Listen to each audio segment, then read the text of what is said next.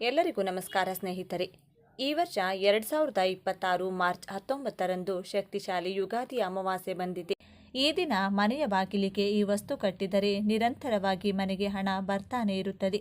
ಮನೆಯಲ್ಲಿದ್ದ ಎಲ್ಲ negative energy, ಮಾಟಮಂತ್ರ ದೋಷಗಳು ತೊಲಗಿ ಅದೃಷ್ಟ ಮನೆಗೆ ಪ್ರಾಪ್ತಿಯಾಗಿ ದೇವತೆಗಳ ರಕ್ಷಣೆ ಮನೆಗೆ ಲಭಿಸಲು ಈ ದಿನ ಪಾಲಿಸಬೇಕಾದ ತಂತ್ರಗಳೇನು, ನಿಯಮಗಳೇನು ಅಂತ ಇವತ್ತಿನ ಈ ವಿಡಿಯೋದಲ್ಲಿ ಸಂಪೂರ್ಣವಾಗಿ ತಿಳಿಸಿಕೊಡ್ತೀವಿ ಬನ್ನಿ.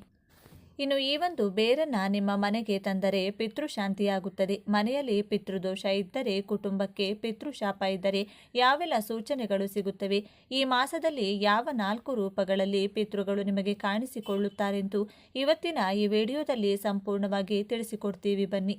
ಅದಕ್ಕೂ ಮುನ್ನ ನೀವಿನ್ನೂ ಚಾನಲ್ಗೆ ಸಬ್ಸ್ಕ್ರೈಬ್ ಆಗಿಲ್ಲ ಅಂದರೆ ಈಗಲೇ ಸಬ್ಸ್ಕ್ರೈಬ್ ಆಗಿ, ಹಾಗೆ ವಿಡಿಯೋಗೆ ಲೈಕ್ ಮಾಡಿ, ವಿಡಿಯೋ ಸ್ಕಿಪ್ ಮಾಡದೆ ಕೊನೆ ತನಕ ನೋಡಿ. ಎಲ್ಲರೂ ಭಕ್ತಿಯಿಂದ ಓಂ ಶ್ರೀ ಮಹಾಲಕ್ಷ್ಮಿ ನಮಃ ಅಂತ ಕಮೆಂಟ್ ಮಾಡಿ. ಯಾರಿಗೆ ಜೀವನದಲ್ಲಿ ಭಯಂಕರವಾದ ಶತ್ರು ಬಾಧೆಗಳಿರುತ್ತದೋ, ರಹಸ್ಯ ಶತ್ರು, ಕಣ್ಣಿಗೆ ಕಾಣುವ ಶತ್ರುಗಳು, ಕಣ್ಣಿಗೆ ಕಾಣಿಸದ ಶತ್ರುಗಳು, ಎದುರಿನವರ ಅಸೂಹೆ, ಬ್ಲ್ಯಾಕ್ ಮ್ಯಾಜಿಕ್ ಅಂದರೆ ಮಾಟಮಂತ್ರ, ವಾಸ್ತುದೋಷ ಇವೆಲ್ಲ ಇರುತ್ತದೋ ಅವರು ಈ ಅಮಾವಾಸ್ಯೆಯ ದಿನ ಮನೆಯ ಮುಂದೆ ಬಾಗಿಲಿಗೆ ಈ ವಸ್ತುಗಳನ್ನು ಒಂದು ಬಟ್ಟೆಗೆ ಹಾಕಿ ಮೂಟೆಯ ರೀತಿ ಕಟ್ಟಬೇಕು. ನಿಮ್ಮ ಮನೆಯ ಬಾಗಿಲಿಗೆ ಕಟ್ಟಬೇಕಾದಂಥ ವಸ್ತುಗಳು ಯಾವುವೆಂದರೆ, ಒಂದು ದೊಡ್ಡ ಕೆಂಪು ಬಣ್ಣದ ಬಟ್ಟೆಯನ್ನು ತೆಗೆದುಕೊಂಡು ಆ ಬಟ್ಟೆಗೆ ಪೂರ್ಣ ಫಲ ಅಂದರೆ ಒಂದು ಸಿಪ್ಪೆ ತೆಗೆಯದ ತೆಂಗಿನಕಾಯಿ, ನಿಮ್ಮ ಕೈಮುಷ್ಟಿಯಷ್ಟು ನವಧಾನ್ಯಗಳು, ಸ್ವಲ್ಪ ಅರಿಶಿನ ಹಾಗೂ ಕುಂಕುಮ, ಚಿಕ್ಕ ಕಬ್ಬಿಣದ ತುಂಡು, ಚಿಕ್ಕ ಆಲಂ ತುಂಡು ಅಥವಾ ಸ್ಫಟಿಕ ಕಲ್ಲಿನ ತುಂಡು, 11 ಅಡಿಕೆ ಚೂರು, 11 ಕಾಳು ಮೆಣಸು ಇವೆಲ್ಲವನ್ನ ಒಂದು ಕೆಂಪು ವಸ್ತ್ರದಲ್ಲಿ ಮೂಟೆಯ ರೀತಿ ಮೂಟೆ ಗಂಟನ್ನು ಹಾಕಿ ಕಟ್ಟಬೇಕು. ನಂತರ ಮನೆಯ ಮುಂದೆ ಬಾಗಿಲಿನ ಮೇಲ್ಭಾಗದಲ್ಲಿ ಕಟ್ಟಬೇಕು. 6 ತಿಂಗಳುಗಳ ಕಾಲ ಈ ಮೂಟೆಯು ನಿಮ್ಮ ಮನೆಯ ಬಾಗಿಲಿನಲ್ಲಿರಬೇಕು. 6 ತಿಂಗಳ ನಂತರ ಹರಿಯುವ ನೀರಿನಲ್ಲಿ ಈ ಮೂಟೆಯನ್ನು ಬಿಡಬಹುದು ಅಥವಾ ದೊಡ್ಡ ದೊಡ್ಡ ಮರದ ಬುಡದ ಕೆಳಗೆ ಇಟ್ಟು ಬರಬಹುದು. ಈ ದಿನದಂದು ಅನ್ನದಾನ ಮಾಡಿದರೆ ತುಂಬ ಉತ್ತಮ. ವಸ್ತ್ರದಾನ ಮಾಡಿದರೆ ಸಮಸ್ತ ದೋಷಗಳು ದೂರವಾಗುತ್ತವೆ. ನವಧಾನ್ಯಗಳನ್ನು ದಕ್ಷಿಣೆಯ ಸಮೇತ ಬ್ರಾಹ್ಮಣರಿಗೆ ದಾನ ಮಾಡಿದರೆ ಪಾಪಗಳು ನಶಿಸಿ ಅದೃಷ್ಟ ಪ್ರಾಪ್ತಿಯಾಗುತ್ತದೆ. ಈ ದಿನ ಭೂಮಿಗೆ ಸಂಬಂಧಪಟ್ಟಂಥ ಆಸ್ತಿ ವಿಚಾರಕ್ಕೆ ಸಂಬಂಧಪಟ್ಟಂಥ ಸಮಸ್ಯೆಗಳಿದ್ರೆ, ಮನೆ ಕಟ್ಟಿಸಲು ಸಾಲ ಸಿಗಬೇಕೆಂದರೆ, ಮನೆ ಭೂಮಿ ಮಾರಾಟ ಮಾಡಲು ಆಗುತ್ತಿಲ್ಲವೆಂದರೆ ತ್ರಿಭುಜ ದೀಪವನ್ನು ಮನೆಯಲ್ಲಿ ಬೆಳಗಿಸಬೇಕು. ನಿಮ್ಮ ಮನೆಯ ದಕ್ಷಿಣ ದಿಕ್ಕಿನಲ್ಲಿ ಒಂದು ಮನೆಯ ಮೇಲೆ ಅಕ್ಕಿ ಹಿಟ್ಟಿನಿಂದ ತ್ರಿಭುಜದ ಆಕಾರ ಬರೆದು ಅದರ ಮಧ್ಯಭಾಗದಲ್ಲಿ ಒಂದು ಮಣ್ಣಿನ ದೀಪವನ್ನು ಇಟ್ಟು 9 ಕೆಂಪು ಬಣ್ಣದ ಬತ್ತಿಗಳನ್ನು ಹಾಕಿ ಎಳ್ಳೆಣ್ಣೆಯನ್ನು ಬಳಸಿ ದೀಪಾರಾಧನೆಯನ್ನು ಮಾಡಿಕೊಳ್ಳಬೇಕು. 9 ಬತ್ತಿಗಳು ದಕ್ಷಿಣ ದಿಕ್ಕಿಗೆ ನೋಡುವಂತೆ ದೀಪವನ್ನು ಬೆಳಗಿಸಬೇಕು. ಇದರಿಂದ ಭೂಲಾಭ, ಆಸ್ತಿ ಲಾಭ, ಬ್ಯಾಂಕ್ ಸಾಲಗಳು ಸಿಗುತ್ತವೆ. ಮನೆ ಕಟ್ಟಿಸುವಂಥ ಕನಸು ನನಸಾಗಲು ಹಣ ಹೊಂದಾಣಿಕೆಯಾಗುತ್ತದೆ. ಇನ್ನು ದೇವರಿಗೆ ಪೂಜೆ ಮಾಡದಿದ್ದರೆ, ದೇವರನ್ನ ಸ್ಮರಿಸುವುದನ್ನು ಮಾಡದಿದ್ದರೆ ದೇವರು ಎಂದಿಗೂ ಕೂಡ ಕೋಪಿಸಿಕೊಳ್ಳುವುದಿಲ್ಲ. ಆದರೆ ಪಿತೃಗಳ ಸ್ಮರಣೆ, ಅವರ ಕಾರ್ಯಗಳನ್ನು ಮಾಡದಿದ್ದರೆ ಪಿತೃಗಳು ಉಚಿತವಾಗಿ ಕೋಪಿಸಿಕೊಳ್ಳುತ್ತಾರೆ. ಪಿತೃದೋಷಗಳು ಇದರಿಂದ ಉಂಟಾಗುತ್ತದೆ. ಎಷ್ಟೋ ಕುಟುಂಬಗಳು ತಮ್ಮ ಮನಸ್ಸಿನಲ್ಲಿಯೇ, ಹೌದು, ನಾವು ಪಿತೃಗಳ ಕಾರ್ಯವನ್ನು ಆಗಿನಿಂದಲೂ ಸರಿಯಾಗಿ ಮಾಡಿಕೊಂಡು ಬಂದಿಲ್ಲ, ಆದರೆ ಈ ರೀತಿಯ ಕಷ್ಟವನ್ನು ನಾವು ನೋಡ್ತಾ ಇದ್ದೀವಿ ಅಂದುಕೊಳ್ಳುತ್ತಾರೆ. ಯಾರ ಕುಟುಂಬದಲ್ಲಿ ಈ ರೀತಿಯ ಸಂಕೇತಗಳು, ಸೂಚನೆಗಳು ಕಾಣಿಸಿಕೊಳ್ಳುತ್ತದೋ ಅಲ್ಲಿ ಖಚಿತವಾಗಿ ಪಿತೃಶಾಪ, ಪಿತೃದೋಷ ಇದೆ ಎಂದು ಅರ್ಥ ಮಾಡಿಕೊಳ್ಳಬೇಕು. ಯಾರ ಮನೆಯಲ್ಲಿ ಪಿತೃಶಾಪ, ಪಿತೃದೋಷ, ಪಿತೃಗಳ ಕೋಪ ಹೆಚ್ಚಾಗಿರುತ್ತದೋ ಆ ಮನೆಯ ಸದಸ್ಯರು ಎಷ್ಟೇ ನೆಮ್ಮದಿಯಾಗಿ ಜೀವನ ನಡೆಸಬೇಕು, ಎಲ್ಲ ಕಡೆಯಿಂದ ನೆಮ್ಮದಿ ಬೇಕು ಅಂತ ಬಯಸುತ್ತಾರೋ ಅವರಿಗೆ ನೆಮ್ಮದಿ ಅನ್ನೋದೇ ಪ್ರಾಪ್ತಿಯಾಗುವುದಿಲ್ಲ. ಸದಾ ಕೆಟ್ಟ ಕನಸುಗಳು, ಸದಾ ಪಿತೃಗಳು ಕನಸಿನಲ್ಲಿ ಕಾಣಿಸಿಕೊಳ್ಳುವುದು, ಪಿತೃಗಳು ನೆನಪು ಬಂದರೂ ಅದನ್ನು ಲೆಕ್ಕಿಸದೆ ಜೀವನ ನಡೆಸುವುದು, ಮಾಡಲು ಹೋದಾಗ ಪದೇ ಪದೇ ಅಪಘಾತಗಳು ಆಗುವಂಥದ್ದು, ಇದ್ದಕ್ಕಿದ್ದಂತೆ ಊಹಿಸಿದ ರೀತಿಯಲ್ಲಿ ದೇಹಕ್ಕೆ ನಿರಂತರವಾಗಿ ಪೆಟ್ಟುಗಳಾಗುವುದು. ಇದರ ಜೊತೆಗೆ ಒಂದು ವಂಶ ಎಂದರೆ ನಾನಾ ಕುಟುಂಬಗಳು ಅದರಲ್ಲಿ ಇರುತ್ತದೆ. ಆದರೆ ಕೆಲವು ಕುಟುಂಬಗಳು ಮಾತ್ರ ಶ್ರೀಮಂತಿಕೆಯನ್ನು ಪಡೆದು ಉಳಿದ ಕುಟುಂಬಗಳು ಕಷ್ಟದಲ್ಲಿಯೇ, ಬಡತನದಲ್ಲಿಯೇ ಇರುತ್ತದೆ. ಇದಕ್ಕೆ ಕಾರಣ ಪಿತೃದೋಷವಾಗಿರುತ್ತದೆ. ಪಿತೃಶಾಪಕ್ಕೆ ಗುರಿಯಾದ ಕುಟುಂಬದ ಹಳೆ ಮನೆತನ ಎಷ್ಟೇ ಶ್ರೀಮಂತಿಕೆಯಿಂದ ಬದುಕಿ ಬಾಳಿದರೂ ಕೂಡ ಈ ಕುಟುಂಬಕ್ಕೆ ಶ್ರೀಮಂತಿಕೆ ಪ್ರಾಪ್ತಿಯಾಗಿರುವುದಿಲ್ಲ. ಶ್ರೀಮಂತಿಕೆ ಎನ್ನುವುದು ಕೇವಲ ಕನಸಾಗಿಯೇ ಉಳಿದು ಬಿಡುತ್ತದೆ. ಮನೆಯಲ್ಲಿ ಸದಾ ಜಗಳಗಳು, ತಂದೆ ತಾಯಿಯರನ್ನ ಕಂಡ್ರೆ ಮಕ್ಕಳಿಗಾಗುವುದಿಲ್ಲ, ಮಕ್ಕಳನ್ನ ಕಂಡ್ರೆ ತಂದೆ ತಾಯಿಯರಿಗೆ ಆಗೋದಿಲ್ಲ. ಹೆಂಡತಿ ಮಕ್ಕಳು, ಅಣ್ಣ ತಮ್ಮ ಎಲ್ಲರೂ ಕೂಡ ಒಬ್ಬರ ಮುಖ ಒಬ್ಬರು ನೋಡದೆ ಸದಾ ಕೋಪದಿಂದಲೇ ಜೀವನ ನಡೆಸುತ್ತಾರೆ. ಇನ್ನು ಈ ಪಿತೃಶಾಪ ಪಿತೃದೋಷ ಇದ್ದ ಕುಟುಂಬಕ್ಕೆ ಅಥವಾ ಮನೆಗೆ ಮನೆದೇವರ ಅನುಗ್ರಹ ಇರೋದಿಲ್ಲ. ಇದರಿಂದ ನಿತ್ಯ ಜೀವನದಲ್ಲಿ ನಾನಾ ರೀತಿಯಾದ ಸಮಸ್ಯೆಗಳು ಉಂಟಾಗ್ತಾ ಇರುತ್ತೆ. ಇದರ ಜೊತೆಗೆ ಹಣದ ಸಮಸ್ಯೆ, ಸಂಪತ್ತು ನಶಿಸಿ ಹೋಗುವುದು, ಸಂಪಾದನೆ ಮಾಡಿದ ಉಳಿಸಿದ ಹಣ ಕ್ರಮೇಣ ಖಾಲಿಯಾಗುವುದು, ಸಂಪತ್ತು, ಹಣ, ಐಶ್ವರ್ಯ ಎಲ್ಲವೂ ಒಂದೇ ಕಡೆಯಿಂದ ಕ್ಷೀಣಿಸುವುದು ಆಗ್ತಾ ಇರುತ್ತೆ. ಇನ್ನು ಪಿತೃಗಳ ಕೋಪಕ್ಕೆ, ಶಾಪಕ್ಕೆ ಗುರಿಯಾದ ವ್ಯಕ್ತಿಗೆ ಹುಟ್ಟುವಂಥ ಮಕ್ಕಳು ವಿಕಲಚೇತನರಾಗಿ ಹುಟ್ಟುತ್ತಾರೆ, ಅಥವಾ ಗುಣಗಳು ಇಲ್ಲದ ಮಕ್ಕಳು, ಗುಣಹೀನ ಮಕ್ಕಳು ಜನಿಸುತ್ತಾರೆ, ಅಥವಾ ಹುಟ್ಟುವ ಮಕ್ಕಳು ಉಳಿಯೋದಿಲ್ಲ. ಮಕ್ಕಳ ಸಾವು ಬೇಗನೆ ಆಗಿಬಿಡುತ್ತದೆ. ಈ ರೀತಿಯಾದಂತಹ ಸಮಸ್ಯೆಗಳು ಇದ್ದಾಗ ಒಂದು ವಿಶೇಷ ಬೇರನ್ನು ಮನೆಗೆ ತಂದು ಇಡಬೇಕು. ತಾಳೆ ಮರದ ಬೇರನ್ನು ಈ ದಿನ ಮನೆಗೆ ತಂದು ನಿಮ್ಮ ಮನೆಯ ದೇವರ ಕೋಣೆಯಲ್ಲಿಟ್ಟು ಪೂಜಿಸುತ್ತಾ ಬರಬೇಕು. ನೀವು ತಂದಂತಹ ದಿನ ಒಂದು ಸಲ ಪಿತೃಗಳ ಹೆಸರನ್ನು ಹೇಳಿ ಈ ಬೇರಿಗೆ ಪೂಜೆಯನ್ನು ಮಾಡಬೇಕು. ನಂತರ ಬರುವ ಯಾವುದೇ ಅಮಾವಾಸ್ಯೆಯ ದಿನವಾದರೂ ಆ ಬೇರುಗಳಿಗೆ ವಿಶೇಷವಾಗಿ ಪೂಜಿಸುತ್ತಾ ಪಿತೃಗಳನ್ನು ಸ್ಮರಿಸಿಕೊಳ್ಳಬೇಕು. ಇದರಿಂದ ಪಿತೃಗಳ ಕೋಪ ತಾಪ ಕಡಿಮೆಯಾಗುತ್ತದೆ. ಆಗಾಗ ಆಲದ ಮರದ ಬಳಿ ಹೋಗಿ, ಅರಳಿ ಮರದ ಬಳಿ ಹೋಗಿ ಪಿತೃಗಳ ಹೆಸರನ್ನು ಹೇಳಿ ನೀರನ್ನು ಮರಕ್ಕೆ ಹಾಕಿ ಬನ್ನಿ. ತಾಳೆ ಮರದ ಬೇರು, ಆ ಬೇರನ್ನು ಸಂಗ್ರಹಿಸಿ ಮನೆಗೆ ತಂದು ಪೂಜೆ ಮಾಡಲು ಪ್ರಾರಂಭಿಸಿ. ಈ ಮರದ ಬೇರು ಸಿಗೋದಿಲ್ಲ ಅಂದರೆ ಪೂಜಾ ಸಾಮಗ್ರಿಗಳು ಸಿಗುವಂಥ ಅಂಗಡಿಯಲ್ಲಿ ಕೇಳಿದರೆ ಈ ಬೇರನ್ನು ತರಿಸಿಕೊಡುತ್ತಾರೆ. ಪಿತೃಶಾಪಕ್ಕೆ ಗುರಿಯಾದ ಮನೆಯ ಸದಸ್ಯರು ಯಾವುದೇ ಕೆಲಸಕ್ಕೆ ಕೈ ಹಾಕಿದರೂ ಕೂಡ ಒಂದು ಕೆಲಸದಲ್ಲೂ ಕೂಡ ಯಶಸ್ಸು ಸಿಗೋದಿಲ್ಲ. ಒಂದಾದರ ಮೇಲೊಂದು ನಷ್ಟ, ಕಾರ್ಯ ಅಡೆತಡೆ, ಮಾನಸಿಕ ಚಿಂತೆಗಳು ಹೆಚ್ಚಾಗಿರುತ್ತವೆ. ವ್ಯವಹಾರಗಳಲ್ಲಿ ಸದಾ ನಷ್ಟ, ಒಬ್ಬರಲ್ಲ ಒಬ್ಬರಿಂದ ಮೋಸ ಆಗುವಂಥದ್ದು, ಹೀಗೆ ನಾನಾ ಕಡೆಯಿಂದ ಬರೀ ಕಷ್ಟಗಳೇ ಎದುರಾಗುತ್ತವೆ. ಇವೆಲ್ಲವೂ ಪಿತೃಗಳು ನಮಗೆ ನೀಡುವಂತಹ ಎಚ್ಚರಿಕೆಯಾಗಿರುತ್ತದೆ. ಇನ್ನು ಪಿತೃಶಾಪ ದೋಷ ಇದ್ದವರಿಗೆ ಆ ಕುಟುಂಬದಲ್ಲಿ ಯಾರಿಗಾದರೂ ದೀರ್ಘಕಾಲದ ಅನಾರೋಗ್ಯ ಇದ್ದೇ ಇರುತ್ತದೆ. ಎಷ್ಟೇ ಆಸ್ಪತ್ರೆ ಸುತ್ತಿದ್ರೂ ಕೂಡ, ಎಷ್ಟೇ ದೇವಸ್ಥಾನ ಪೂಜೆ ಪುನಸ್ಕಾರ ಮಾಡಿದ್ರೂ ಕೂಡ ಆ ಅನಾರೋಗ್ಯದ ಕಷ್ಟ ದೂರವಾಗುವುದಿಲ್ಲ. ಇದರ ಜೊತೆಗೆ ಮನೆಯಲ್ಲಿ ಶುಭ ಕಾರ್ಯಗಳು ನಡೆಯುವುದಿಲ್ಲ. ವಿವಾಹ, ಕಂಕಣ, ಶುಭ ಸುದ್ದಿ ಈ ಮನೆಯಿಂದ ಕೇಳಿ ಬರುವುದಿಲ್ಲ. ವಯಸ್ಸು 30ರಿಂದ 40 ಆಗಿದ್ದರೂ ಕೂಡ ಮದುವೆ ಭಾಗ್ಯ ಕೂಡಿ ಬರ್ತಿರುವುದಿಲ್ಲ. ಅಕಸ್ಮಾತ್ತಾಗಿ ಮದುವೆ ಆದರೂ ಕೂಡ ವಿಚ್ಛೇದನ ಆಗುತ್ತದೆ. ಪತಿ ಪತ್ನಿ ದೂರ ಆಗುವಂತಹ ಸಂದರ್ಭಗಳು ಎದುರಾಗುತ್ತವೆ. ಇದು ಕಂಡಾಗ ಪಿತೃಶಾಪ ಪಿತೃದೋಷ ನಿಮಗೆ ನಿಮ್ಮ ಮನೆಗೆ ಎಂದು ಅರ್ಥ ಮಾಡಿಕೊಂಡು ಸೂಕ್ತ ಪರಿಹಾರವನ್ನು ಪಾಲಿಸಬೇಕು. ಪಿತೃದೋಷ ಇದ್ದವರು ಒಬ್ಬರ ಮಾತನ್ನು ಕೂಡ ಕೇಳುವುದಿಲ್ಲ. ತಾವು ಹೇಳಿದ್ದೇ ನಡೆಯಬೇಕು, ತಾವು ಹೇಳಿದ್ದೇ ಮಾಡಬೇಕು ಅಂತ ಆಲೋಚಿಸುತ್ತಾರೆ. ವಾದ ವಿವಾದಗಳನ್ನು ಮಾಡಿಕೊಂಡು ತಮ್ಮ ಮೇಲೆ ತಾವೇ ಸಮಸ್ಯೆಗಳನ್ನು ತಂದುಕೊಳ್ಳುತ್ತಾರೆ. ಕೆಲವೊಮ್ಮೆ ಪಿತೃಗಳು ಕನಸಿನ ಮೂಲಕ ಬಂದು ಕೆಲವು ಸೂಚನೆಗಳನ್ನು ನೀಡುತ್ತಾರೆ. ಆ ಸೂಚನೆಗಳನ್ನು ಯಾವುದೇ ಕಾರಣಕ್ಕೂ ನಿರ್ಲಕ್ಷ್ಯ ಮಾಡಕೂಡದು. ಈ ಸಮಸ್ಯೆಗಳಿಗೆಲ್ಲ ಅತಿ ಮುಖ್ಯವಾದ ಕಾರಣ ಏನೆಂದರೆ, ಪಿತೃಗಳು ಹಿರಿಯರು ಬದುಕಿದ್ದಾಗ ಅವರನ್ನು ಚೆನ್ನಾಗಿ ನೋಡಿಕೊಳ್ಳದೆ, ಅವರ ಮಾತನ್ನು ಕೇಳದೆ, ಅವರನ್ನು ಗೌರವಿಸದೆ ಜೀವಿಸುವುದು, ಅವರು ಸತ್ತ ನಂತರವೂ ಅವರನ್ನು ಮರೆಯುವುದು, ಮುಂದಿನ ಪೀಳಿಗೆಗೆ ಅವರ ಹೆಸರನ್ನು ತಿಳಿಸದೆ, ಅವರನ್ನು ಸ್ಮರಿಸದೆ ಜೀವಿಸುವುದು, ಪಿತೃಗಳ ಕಾರ್ಯ, ಶಾಂತಿ, ಶ್ರಾದ್ದಗಳನ್ನು ಮಾಡದೇ ಇರುವುದು, ಪಿತೃ ಕಾರ್ಯಗಳನ್ನು ಮಾಡದೆ ವಿವಿಧ ಕಾರ್ಯಗಳನ್ನು ಮಾಡಲು ಮುಂದಾಗುವುದು. ಇನ್ನು ಅತಿ ಮುಖ್ಯವಾಗಿ ಬೇವಿನ ಮರ, ಅರಳಿ ಮರವನ್ನು ಕತ್ತರಿಸುವುದು ಕೂಡ ಮಹಾಪಾಪ. ಸರ್ಪಗಳನ್ನು ಕೊಲ್ಲುವುದು, ಸರ್ಪಗಳನ್ನು ಕೊಲ್ಲಲು ಸಹಾಯ ಮಾಡುವುದು ಕೂಡ ಪಿತೃಶಾಪ, ಪಿತೃಕೋಪಕ್ಕೆ ಕಾರಣವಾಗುತ್ತದೆ. ಇದಕ್ಕೆಲ್ಲ ಪರಿಹಾರ ಏನು ಗುರುಗಳೇ? ಹೇಗೆ ಈ ಪಿತೃದೋಷದಿಂದ ಮುಕ್ತರಾಗುವುದು? ಪಿತೃಗಳ ಸ್ಮರಣೆ ಮರೆಯದೆ ಮಾಡಿ. ಪ್ರತಿ ಅಮಾವಾಸ್ಯೆಯ ದಿನ ಪಿತೃಗಳಿಗೆ ಅನ್ನವನ್ನು ಇಡಿ. ಪಿತೃಗಳ ಹೆಸರಲ್ಲಿ ಅನ್ನದಾನ, ವಸ್ತ್ರದಾನವನ್ನು ಮಾಡ್ತಾ ಬನ್ನಿ. ಇರುವೆಗಳಿಗೆ, ಮೀನುಗಳಿಗೆ, ಅರಳಿ ಮರಕ್ಕೆ, ಕಾಗೆಗಳಿಗೆ, ಪಕ್ಷಿ ಪ್ರಾಣಿ ಸಂಕುಲಕ್ಕೆ ಆಹಾರವನ್ನು ನೀಡ್ತಾ ಬನ್ನಿ. ಇನ್ನು ಕೊನೆಯದಾಗಿ ಬಡವರ ಸೇವೆ ಮಾಡುವುದು, ಪಿತೃಗಳಿಗೆ ತರ್ಪಣ ನೀಡುವುದು, ಮನೆಯ ಸದಸ್ಯರ ಬಳಿ ಸಮ ಪ್ರಮಾಣದಲ್ಲಿ ನಾಣ್ಯಗಳನ್ನು ಸಂಗ್ರಹಿಸಿ ಯಾವುದಾದರೂ ದೇಗುಲಕ್ಕೆ, ಹುಂಡಿಗೆ ಆ ನಾಣ್ಯಗಳನ್ನು ಅರ್ಪಿಸಿದರೂ ಕೂಡ ಪಿತೃಗಳ ಕೃಪೆಗೆ ಪಾತ್ರರಾಗಬಹುದು. ಆದರೆ ಒಂದೊಂದು ನಾಣ್ಯ ಸಂಗ್ರಹಿಸುವಾಗ ಪಿತೃಗಳನ್ನು ಹೆಸರನ್ನು ಹೇಳಿ ಸ್ಮರಿಸಬೇಕು. ಇನ್ನು ಈ ಸಮಯದಲ್ಲಿ ಭೂಲೋಕದಲ್ಲಿ ನಮ್ಮ ಪೂರ್ವಿಕರು ಸಂಚರಿಸುತ್ತಾರೆ. ನಮ್ಮ ಮನೆ ಸುತ್ತಮುತ್ತ ನಾನಾ ರೂಪದಲ್ಲಿ ನಮಗೆ ಕಾಣಿಸಿಕೊಳ್ಳುತ್ತಾರೆ. ಶ್ವಾನಗಳ ಮೂಲಕ, ಗೋವಿನ ಮೂಲಕ, ಕಾಗೆಗಳ ರೂಪದಲ್ಲಿ, ವಯಸ್ಸಾದ ಹಿರಿಯರ ನಿರ್ಗತಿಕರ ರೂಪದಲ್ಲಿ ನಮ್ಮನ್ನು ಮಾತನಾಡಿಸಲು ಪ್ರಯತ್ನ ಮಾಡುತ್ತಾರೆ. ಆಗ ತಪ್ಪದೆ ನಿಮ್ಮ ಕೈಯಿಂದ ಆಹಾರವನ್ನು ಕೊಟ್ಟು ಸತ್ಕರಿಸಬೇಕು. ಮನೆಗೆ ಈ ಸಮಯದಲ್ಲಿ ಬಂದ ಯಾರನ್ನೂ ಕೂಡ ಅವಮಾನಿಸಬಾರದು. ಇನ್ನು ಈ ದಿನ ಮಾಡಬೇಕಾದ ಮತ್ತೊಂದು ಕೆಲಸ ಎಂದರೆ, ಬೆಳಿಗ್ಗೆ ಅಥವಾ ಸಂಜೆಯ ಸಮಯದಲ್ಲಿ ಈ ದಿನ ಮನೆಯಲ್ಲಿ ಧೂಪವನ್ನು ಹಾಕಬೇಕು. ನೀವು ಹಾಕುವಂತಹ ಧೂಪಕ್ಕೆ ಬಿಳಿ ಸಾಸಿವೆಯನ್ನು ಬಳಸಬೇಕು. ಬಿಳಿ ಸಾಸಿವೆಗೆ ಭಯಂಕರವಾದಂತಹ ನಕಾರಾತ್ಮಕ ಶಕ್ತಿಗಳನ್ನು ಮನೆಯಿಂದ ಹೊರಹಾಕುವಂಥ ಶಕ್ತಿ ಇರುತ್ತದೆ. ಆದ್ದರಿಂದ ಈ ರೀತಿ ಬಿಳಿ ಸಾಸಿವೆಯನ್ನು ಬಳಸಿ ಧೂಪ ಹಾಕಿದರೆ ತುಂಬ ಒಳ್ಳೆಯದು. ಹಾಗೆಯೇ ನಿಮ್ಮ ಕೈನಲ್ಲಿ ಬಿಳಿ ಸಾಸಿವೆಯನ್ನು ಹಿಡಿದುಕೊಂಡು ನಿಮ್ಮ ಮನೆಯ ಹೊಸ್ತಿಲಿನ ಮುಂಭಾಗದಲ್ಲಿ ಮತ್ತಷ್ಟು ಸಾಧ್ಯವಾಗುತ್ತದೆ. ಅಂದರೆ ಮನೆಯ ಸುತ್ತಲೂ ಚೆಲ್ಲಬೇಕು. ಬಿಳಿ ಸಾಸಿವೆಯನ್ನು ಮನೆಯ ಬಾಗಿಲಿನ ಮುಂದೆ ಚೆಲ್ಲಬೇಕಾದರೆ ಸುದರ್ಶನ ಮಂತ್ರವನ್ನು ಪಠಿಸಿ. ಕಷ್ಟವಾಗುತ್ತದೆ ಎಂದರೆ ಓಂ ಅಷ್ಟಭೈರವಾಯ ನಮಃ ಎಂದು ಭೈರವೇಶ್ವರ ಅಂದರೆ ಕಾಲಭೈರವಿನ ಮಂತ್ರವನ್ನು ಹೇಳುತ್ತಾ ಬಿಳಿ ಸಾಸಿವೆಯನ್ನು ಚೆಲ್ಲಿ. ಹೀಗೆ ಮಾಡಿದರೂ ಶತ್ರುಬಾಧೆ, ಮಾಟಮಂತ್ರ, ಆರೋಗ್ಯ ಸಮಸ್ಯೆ, ಹಣಕಾಸಿನ ಸಮಸ್ಯೆಗಳೆಲ್ಲ ನಿಮ್ಮ ಮನೆಯಿಂದ ದೂರವಾಗ್ತಾ ಹೋಗುತ್ತದೆ. ಹಾಗೆಯೇ ಮಹಾಲಕ್ಷ್ಮೀ ದೇವಿಯ ಅನುಗ್ರಹಕ್ಕಾಗಿ ಈ ಅಮಾವಾಸ್ಯೆಯ ದಿನದಂದು ದೇವರ ಕೋಣೆಯಲ್ಲಿ 2 ವಿಶೇಷ ದೀಪಗಳನ್ನು ಬೆಳಗಿಸಬೇಕು.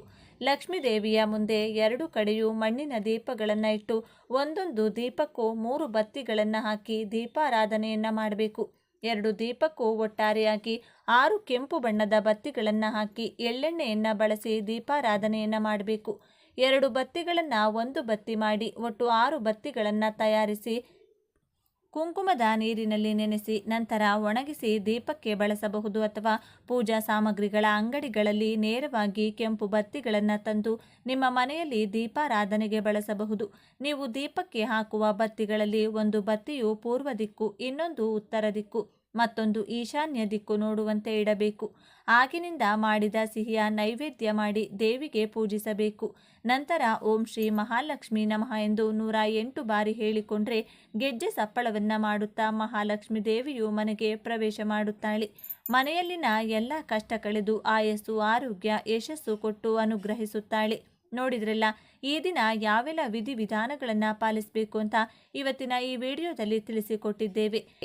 ಈ ವರ್ಷ 2026 ಮಾರ್ಚ್ 19ರಂದು ಶಕ್ತಿಶಾಲಿ ಯುಗಾದಿ ಅಮಾವಾಸ್ಯೆ ಬಂದಿದೆ.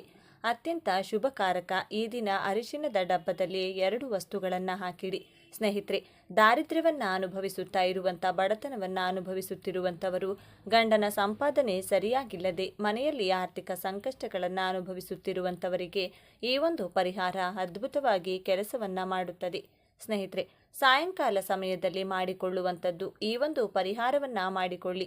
ಅದ್ಭುತವಾಗಿ ನಿಮಗೆ ಫಲವನ್ನು ತಂದುಕೊಡುತ್ತದೆ. ಈ ಅರಿಶಿನ ಅನ್ನೋದು ಅತ್ಯಂತ ಶುಭವಾದಂತಹ ವಸ್ತು, ಮಂಗಳಕರವಾದಂತಹ ವಸ್ತು. ಹಾಗಾಗಿ ಈ ಅರಿಶಿನದಿಂದ ಮಾಡಿಕೊಳ್ಳುವಂಥ ಪರಿಹಾರ ಅದ್ಭುತವಾಗಿ ನಮಗೆ ಫಲವನ್ನು ಕೊಡುತ್ತದೆ. ಅದರಲ್ಲೂ ಈ ದಿನ ಮಾಡುವುದು ತುಂಬಾ ಒಳ್ಳೆಯದು. ದೇವಾನುದೇವತೆಗಳ ಒಂದು ಅನುಗ್ರಹವನ್ನು ಪಡೆದುಕೊಳ್ಬೇಕು. ಮುಖ್ಯವಾಗಿ ಮಹಾಲಕ್ಷ್ಮಿಯನ್ನು ಪೂಜಿಸಬೇಕು. ಮುಖ್ಯವಾಗಿ ಮಹಾಲಕ್ಷ್ಮಿಯ ಅನುಗ್ರಹ ಈ ದಿನ ನಮಗೆ ತುಂಬ ಸುಲಭವಾಗಿ ಲಭಿಸುತ್ತದೆ. ಸಾಕಷ್ಟು ಜನರು ಉಪ್ಪಿನ ದೀಪಾರಾಧನೆಯನ್ನು ಕೂಡ ಮಾಡ್ತಾರೆ. ಐಶ್ವರ್ಯ ದೀಪ ಅಂತಲೂ ಕೂಡ ಕರೆಯಲಾಗುತ್ತದೆ. ಈ ಒಂದು ಉಪ್ಪಿನ ದೀಪಾರಾಧನೆಯನ್ನು ಈ ದಿನ ನೀವು ಮಾಡಿದರೆ 3 ವಾರ 5 ವಾರ ಮಾಡಿದರೆ ಅಂದರೆ ಖಂಡಿತವಾಗಿ ಸ್ನೇಹಿತರೆ ನಿಮಗೆ ಅತ್ಯಂತ ಶುಭವನ್ನೇ ನೀವು ಪಡೆದುಕೊಳ್ತೀರಾ. ಅಂದರೆ ಮನೆಯಲ್ಲಿ ಹಣಕಾಸಿನ ವೃದ್ಧಿಯಾಗುತ್ತೆ, ಶ್ರೀಮಂತಿಕೆಯ ಜೀವನ ನಿಮ್ಮದಾಗುತ್ತದೆ. ಕಷ್ಟಗಳೆಲ್ಲವೂ ಮಂಜಿನಂತೆ ಕರಗಿ ಹೋಗುತ್ತದೆ. ಸಾಲಬಾಧೆ ನಿವಾರಣೆಯಾಗುತ್ತದೆ. ದಿನದಿಂದ ದಿನಕ್ಕೆ ಅಭಿವೃದ್ಧಿಯನ್ನು ಸಾಧಿಸುತ್ತಾ ಹೋಗ್ತೀರಾ. ಹಾಗಾಗಿ ಈ ದಿನ ಮಾಂಸಾಹಾರವನ್ನು ಯಾವುದೇ ಕಾರಣಕ್ಕೂ ಸೇವನೆ ಮಾಡಬೇಡಿ. ಹಾಗೆ ಈ ದಿನ ಶುಭ್ರವಾಗಿ ಮನೆಯೆಲ್ಲ ಶುಭ್ರಗೊಳಿಸಿಕೊಂಡು ಸ್ವಲ್ಪ ತಲೆ ಸ್ನಾನವನ್ನೆಲ್ಲ ಮುಗಿಸಿಕೊಂಡು ಈ ದಿನ ಸಾಧ್ಯವಾದಷ್ಟು ಹಳದಿ ಬಣ್ಣ ಅಥವಾ ಕೇಸರಿ ಬಣ್ಣದ ವಸ್ತ್ರಗಳನ್ನು ಧರಿಸಿ ಸ್ನೇಹಿತರೆ. ಹಾಗೆ ಲಕ್ಷ್ಮಿಗೆ ದೀಪಾರಾಧನೆಯನ್ನು ಮಾಡಿಕೊಳ್ಳಿ. ಮಹಾಲಕ್ಷ್ಮಿ ಅಮ್ಮನವರಿಗೆ ವಿಶೇಷವಾಗಿ ದೀಪಾರಾಧನೆ, ತುಪ್ಪದ ದೀಪಾರಾಧನೆ ಮಾಡಿ ಏನಾದರೂ ಒಂದು ಸಿಹಿ ನೈವೇದ್ಯ, ಬೆಲ್ಲವಾಗಲಿ ಅಥವಾ ಹಾಲಾಗಲಿ ಅಥವಾ ಡ್ರೈ ಫ್ರೂಟ್ಸ್ಗಳಾಗಲಿ ಅಥವಾ ಬಾಳೆಹಣ್ಣಾದರೂ ಸರಿಯೇ ಈ ದಿನ ಅಮ್ಮನವರಿಗೆ ನೀವು ನೈವೇದ್ಯ ಸಮರ್ಪಿಸಿದರೆ ಖಂಡಿತವಾಗಿಯೂ ಅಮ್ಮನವರು ಸಂತುಷ್ಟರಾಗ್ತಾರೆ ಅಂತಲೇ ಹೇಳಲಾಗುತ್ತೆ. ಹಾಗೆ ಸ್ನೇಹಿತರೆ, ನಮ್ಮ ಕಷ್ಟ ಕಾರ್ಪಣ್ಯಗಳನ್ನು ದೂರ ಮಾಡಿಕೊಳ್ಬೇಕು ಅಂದರೆ ಒಂದಷ್ಟು ನಾವು ಪರಿಹಾರಗಳನ್ನು ಕೂಡ ಮಾಡಿಕೊಳ್ಬೇಕು. ಸಿದ್ಧಿಶಾಸ್ತ್ರದಲ್ಲಿ ಈ ಒಂದು ಅರಿಶಿನದ ಪರಿಹಾರವನ್ನು ತಿಳಿಸಿಕೊಟ್ಟಿದ್ದಾರೆ. ಸ್ನೇಹಿತರೆ, ಈ ಅರಿಶಿನ ಪರಿಹಾರವನ್ನು ಮಾಡಿಕೊಳ್ಳೋದ್ರಿಂದ ಗಂಡನ ಸಂಪಾದನೆ ವಿಪರೀತವಾಗಿ ಏರುತ್ತದೆ, ಹಣ ವೃದ್ಧಿಯಾಗುತ್ತದೆ, ಲಕ್ಷ್ಮಿ ನಿಮ್ಮ ಮನೆಯಲ್ಲಿ ಅನುಗ್ರಹಿಸುತ್ತಾಳೆ ಅಂತ ಹೇಳಲಾಗುತ್ತೆ. ಅರಿಶಿನ ಅಂದ ತಕ್ಷಣ ನಾವು ಆ ದೇವರ ಕೋಣೆಯಲ್ಲಿರುವಂಥ ಅರಿಶಿನದಿಂದ ಮಾಡಿಕೊಳ್ಬೇಕಾ ಅಥವಾ ಅಡುಗೆ ಮನೆಯಲ್ಲಿರುವಂಥ ಅರಿಶಿನದಿಂದ ಮಾಡಿಕೊಳ್ಬೇಕಾ ಅನ್ನೋದು ನಿಮಗೆ ಗೊಂದಲ ಉಂಟಾಗಬಹುದು.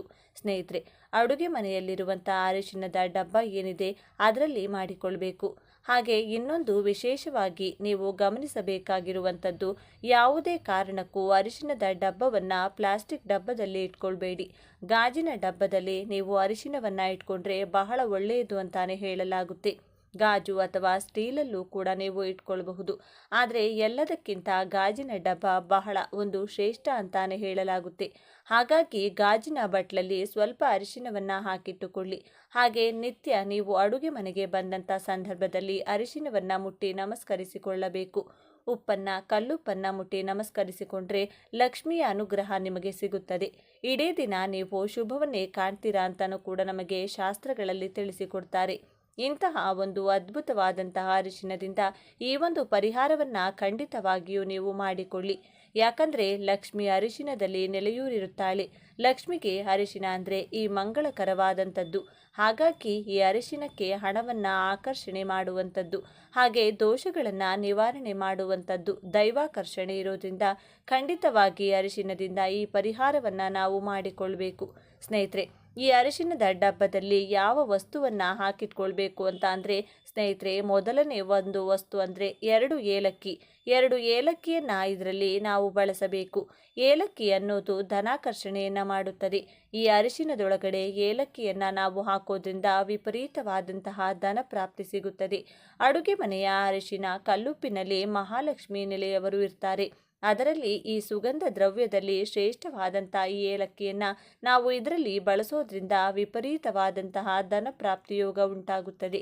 ಹಣ ಅನ್ನೋದು ನಾನಾ ಮೂಲಗಳಿಂದ ನಿಮಗೆ ಲಭಿಸ್ತಾ ಹೋಗುತ್ತದೆ. ಹಾಗೆ ಅದರ ಜೊತೆಗೆ ಸ್ನೇಹಿತರೆ, ಈ ಅರಿಶಿನದ ಡಬ್ಬದಲ್ಲಿ ನೀವು 5 ರೂಪಾಯಿ ನಾಣ್ಯವನ್ನು ಕೂಡ ಹಾಕ್ಕೊಳ್ಬೇಕು. 5 ಅನ್ನೋದು ತುಂಬಾ ಒಂದು ಒಳ್ಳೆಯ ನಂಬರ್, ಲಕ್ಷ್ಮಿ ನಂಬರ್. ಈ 5 ರೂಪಾಯಿ ನಾಣ್ಯವನ್ನು ನಾವು ಇದರಲ್ಲಿ ಹಾಕ್ಕೊಳ್ಳೋದ್ರಿಂದ ಖಂಡಿತವಾಗಿಯೂ ನಿಮಗೆ ಹಣ ಅನ್ನೋದು ವಿಪರೀತವಾಗಿ ಸೇರ್ತಾನೆ ಹೋಗುತ್ತೆ.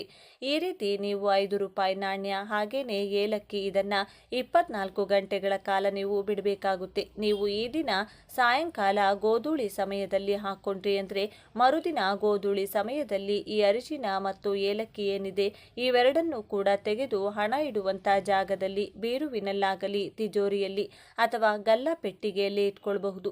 ಅಥವಾ ನಿಮ್ಮ ಗಂಡನ ಪರ್ಸ್ನಲ್ಲೂ ಕೂಡ ಇದನ್ನ ಇಡಬಹುದು. ಹೀಗೆ ಇಟ್ಟರೆ ಅಂದರೆ 24 ಗಂಟೆಯಲ್ಲಿ ಇದಕ್ಕೆ ವಿಪರೀತವಾದಂಥ ಆ ಏಲಕ್ಕಿ ಮತ್ತು ಹಣಕ್ಕೆ ಒಂದು ಶಕ್ತಿ ಇರುತ್ತದೆ ಅಂತಾನೆ ಹೇಳಲಾಗುತ್ತೆ. ಇದರಿಂದ ನಿಮಗೆ ಹಣಾಕರ್ಷಣೆ ಆಗ್ತಾ ಹೋಗುತ್ತೆ. ಗಂಡನ ಪರ್ಸ್ನಲ್ಲಿ ಇವೆರಡನ್ನ ನೀವು ಇಡೋದ್ರಿಂದ ಗಂಡನ ಸಂಪಾದನೆ ಕೂಡ ವಿಪರೀತವಾಗಿ ಹೆಚ್ಚಾಗ್ತಾನೆ ಹೋಗುತ್ತೆ. ಹಣ ಇಡುವಂತಹ ಜಾಗದಲ್ಲಿ ಇಡೋದ್ರಿಂದ ಹಣ ಅನ್ನೋದು ನಾನಾ ಮೂಲಗಳಿಂದ ಬರುತ್ತದೆ. ಅನಾವಶ್ಯಕ ಹಣ ಖರ್ಚಾಗೋದಿಲ್ಲ. ವ್ಯಾಪಾರ ವಹಿವಾಟು ಮಾಡುವಂಥ ಜಾಗದಲ್ಲಿ ಇಡೋದ್ರಿಂದ ವ್ಯಾಪಾರ ಆಕರ್ಷಣೆಯಾಗುತ್ತದೆ. ವಿಪರೀತವಾಗಿ ವ್ಯಾಪಾರ ಆಗುತ್ತೆ, ಒಳ್ಳೆ ಲಾಭವನ್ನು ಗಳಿಸ್ತೀರಾ ಅಂತ ಹೇಳಲಾಗುತ್ತೆ. ಸ್ನೇಹಿತರೆ, ಹಾಗಾಗಿ ಇದನ್ನು ಹಣ ಇಡುವಂಥ ಜಾಗದಲ್ಲಿ ನಾವು ಇಟ್ಕೊಳ್ಬೇಕು. ಇದನ್ನು ಎಷ್ಟು ದಿನ ಇಟ್ಕೊಳ್ಬೇಕು ಅಂದರೆ ಮತ್ತೆ ನೀವು ಇದನ್ನು ಶ್ರಾವಣ ಮಾಸದಲ್ಲೂ ಕೂಡ ಬದಲಾಯಿಸಿಕೊಳ್ಬಹುದು. 1 ತಿಂಗಳನ್ನು ಇಟ್ಕೊಳ್ಬಹುದು ಅಥವಾ 48 ದಿನಗಳ ಕಾಲ ಈ ಏಲಕ್ಕಿ ಮತ್ತು ಈ ಹಣವನ್ನು ಇಟ್ಕೊಂಡು 48 ದಿನಗಳು ಮುಗಿದ ನಂತರ ಈ 2 ಏಲಕ್ಕಿಯನ್ನು ತೆಗೆದು ಹಸಿರು ಗಿಡದಲ್ಲಿ ಹಾಕ್ಕೊಳ್ಳಿ. ಈ ದಿನ ಈ ಒಂದು ಪರಿಹಾರವನ್ನು ನೀವು ಮಾಡಿಕೊಳ್ಳಬಹುದು. ಈ ದಿನ ಈ ರೀತಿಯಾದಂಥ ಒಂದು ತಂತ್ರವನ್ನು ನೀವು ಮಾಡಿಕೊಂಡಿದ್ದೇ ಆದರೆ ಅದ್ಭುತವಾಗಿ ಅದೃಷ್ಟ ಬದಲಾಗುತ್ತದೆ, ಹಣ ವೃದ್ಧಿಯಾಗುತ್ತದೆ. ಈ ಒಂದು ಚಿಕ್ಕ ಪರಿಹಾರವನ್ನು ಮಾಡಿಕೊಂಡು ನೋಡಿ, ಉತ್ತಮ ಫಲವನ್ನು ನೀವು ಅನುಭವಿಸುತ್ತೀರಿ. ಇನ್ನು ಈ ದಿನ 1 ಗ್ಲಾಸ್ ಹಾಲನ್ನು ಒಂದು ಬೆಳ್ಳಿ ಪಾತ್ರೆ ಇಲ್ಲ ಅಂದರೆ ಸ್ಟೀಲ್ ಬಟ್ಟಲಿಗೆ ಹಾಕ್ಕೊಂಡು ಅದರಲ್ಲಿ ಸ್ವಲ್ಪ ಬೆಲ್ಲ ಬೆರೆಸಿ 5 ರಿಂದ 6 ಏಲಕ್ಕಿಗಳನ್ನು ಕುಟ್ಟಿ ಪುಡಿ ಮಾಡಿ ಅದರಲ್ಲಿ ಮಿಕ್ಸ್ ಮಾಡಿಕೊಂಡು ಆ ಪಾತ್ರೆಯನ್ನು ದೇವರ ಮುಂದೆ ಇಟ್ಟು ಓಂ ಕ್ಲೀಂ ಲಂ ಶ್ರೀ ಸಾಯಿ ಸುಖಪ್ರದಾಯಿನಿ ನಮಃ ಈ ಮಂತ್ರವನ್ನು 3 ಸಲ ಜಪ ಮಾಡಿ ಆ ಹಾಲನ್ನು ಕುಡಿಯಬೇಕು. ಈ ರೀತಿ ಮಾಡಿದರೆ ಅದ್ಭುತವಾದಂತಹ ಶಕ್ತಿ ನಿಮ್ಮ ದೇಹದೊಳಗೆ ಪ್ರವೇಶಿಸುತ್ತಾ ನೀವು ಆರೋಗ್ಯವಾಗಿ ಬದುಕುತ್ತೀರಿ. ಈ ದಿನ ಒಂದು ಮಣ್ಣಿನ ಮಡಿಕೆಯಲ್ಲಿ ನೀರು ತಗೊಂಡು ಅರಳಿ ಮರಕ್ಕೆ ಸಮರ್ಪಿಸಿದರೆ ಲಕ್ಷ್ಮೀ ದೇವಿಯ ಅನುಗ್ರಹ ಸಿಗುತ್ತದೆ. ಸಂಜೆ ದಂಪತಿಗಳಿಬ್ಬರು ಆಗಲೇ ಹೇಳಿದ ಪ್ರಕಾರ ಹಾಲು, ಬೆಲ್ಲ, ಏಲಕ್ಕಿ ಬೆರೆಸಿ ತಯಾರಿಸಿದಂಥ ಹಾಲನ್ನು ಸಾಯಿಬಾಬಾ ಮುಂದೆ ಇಟ್ಟು ಪೂಜೆ ಮಾಡಿ ಆ ಹಾಲನ್ನು ಗಂಡ ಹೆಂಡತಿ ಇಬ್ಬರು ಹಂಚಿಕೊಂಡು ಕುಡಿಯೋದ್ರಿಂದ ನಿಮ್ಮ ದಾಂಪತ್ಯದಲ್ಲಿ ಯಾವುದಾದರೂ ಸಮಸ್ಯೆಗಳು, ದೋಷಗಳು, ಮನಸ್ತಾಪಗಳು ಅಥವಾ ನಿಮ್ಮ ದಾಂಪತ್ಯದ ಮೇಲೆ ಯಾರಾದರೂ ಕೆಟ್ಟ ಕಣ್ಣು ಬಿದ್ದಿದ್ರೆ ಅದೆಲ್ಲವೂ ಕೂಡ ಸುಟ್ಟು ಬೂದಿಯಾಗುತ್ತದೆ. ಇನ್ನು ಸಂಜೆ ತುಳಸಿ ಗಿಡದ ಮುಂದೆ ಹಸು ತುಪ್ಪದಿಂದ ದೀಪ ಹಚ್ಚಿದ್ರೆ ನಿಮ್ಮ ಅದೃಷ್ಟ ಬದಲಾಗುತ್ತದೆ. ಇನ್ನು ಈ ದಿನದಂದು ದಾನ ಮಾಡುವುದು ತುಂಬ ಶ್ರೇಷ್ಠ ಅಂತ ಹೇಳ್ತಾರೆ. ಮನೆ ಮುಂದೆ ಯಾರೇ ಬಂದರೂ ಕೂಡ ಅವರನ್ನು ಬರಿಗೈನಲ್ಲಿ ಕಳಿಸಬಾರದು ಅಂತ ಹೇಳ್ತಾರೆ. ಈ ದಿನ ಬಡವರು ಅಥವಾ ಸಹಾಯದ ಅಗತ್ಯ ಇರುವವರಿಗೆ ದಾನ ಮಾಡೋದ್ರಿಂದ ನಿಮಗೆ ಸಾಮಾನ್ಯ ದಿನಗಳಿಗಿಂತ ದುಪ್ಪಟ್ಟು ಫಲ ಸಿಗುತ್ತದೆ. ಹಾಗಾಗಿ ನಿಮ್ಮ ಮನೆಗೆ ಯಾರೇ ಬಂದರೂ ಏನೋ ಒಂದು ಅವರಿಗೆ ಕೊಟ್ಟು ಕಳಿಸಿ. ಅಂದರೆ ಒಂದು ಹಣ್ಣು ಅಥವಾ ಮಕ್ಕಳಿಗೆ ಚಾಕ್ಲೇಟ್, ಬಿಸ್ಕೆಟ್, ಸಾಧ್ಯ ಆದರೆ ಮಹಿಳೆಯರಿಗೆ ತಾಂಬೂಲ, ಹೀಗೆ ಏನೋ ಒಂದನ್ನು ಕೊಟ್ಟು ಕಳಿಸಿ. ಬರಿಗೈನಲ್ಲಿ ಕಳಿಸೋಕೆ ಹೋಗಬೇಡಿ. ಇನ್ನು ಅಪ್ಪಿತಪ್ಪಿಯೂ ವಯಸ್ಸಾದವರನ್ನ ಮತ್ತು ಮಹಿಳೆಯರನ್ನ ಅವಮಾನಿಸಬಾರದು. ವಾಸ್ತವದಲ್ಲಿ ಹಿರಿಯರನ್ನ ಗೌರವಿಸಲು ಇಟ್ಟಿರುವಂಥ ಆಚಾರ. ಹಾಗಾಗಿ ನಿಮ್ಮ ತಂದೆ ತಾಯಿ, ಅತ್ತೆ ಮಾವ, ಅಜ್ಜಿ ತಾತನನ್ನ ಕೂರಿಸಿ ಸೇವೆ ಮಾಡಿ ಅವರ ಪಾದಗಳಿಗೆ ನಮಸ್ಕಾರ ಮಾಡಿಕೊಳ್ಳಿ. ನೋಡಿದ್ರಲ್ಲ ಸ್ನೇಹಿತರೆ, ಈ ರೀತಿ ನಿಮ್ಮ ದಿನಚರಿ ಇದ್ದರೆ ವರ್ಷವಿಡೀ ನಿಮ್ಮ ಜೀವನದಲ್ಲಿ ಸುಖ, ಸಂತೋಷ, ನೆಮ್ಮದಿ, ಆರೋಗ್ಯ, ಆನಂದ, ಪ್ರೀತಿ, ನಂಬಿಕೆ, ವಿಶ್ವಾಸ, ಧೈರ್ಯ ಹಾಗೂ ಧನಲಾಭ ಇರುತ್ತದೆ. ಈ ವಿಡಿಯೋ ಇಷ್ಟ ಆದರೆ ಲೈಕ್ ಮಾಡಿ, ಶೇರ್ ಮಾಡಿ. ಇಂಥ ಹೆಚ್ಚಿನ ಉತ್ತಮ ಮಾಹಿತಿಗಳಿಗಾಗಿ ತಪ್ಪದೇ ನಮ್ಮ ಚಾನಲ್ನ ಸಬ್ಸ್ಕ್ರೈಬ್ ಮಾಡಿಕೊಳ್ಳಿ. ನಾಳೆ ಮತ್ತೊಂದು ವಿಡಿಯೋದೊಂದಿಗೆ ಪುನಃ ಭೇಟಿಯಾಗೋಣ. ಎಲ್ಲರೂ ಭಕ್ತಿಯಿಂದ ಓಂ ಶ್ರೀ ಮಹಾಲಕ್ಷ್ಮಿ ನಮಃ ಅಂತ ಕಮೆಂಟ್ ಮಾಡಿ. ಧನ್ಯವಾದಗಳು.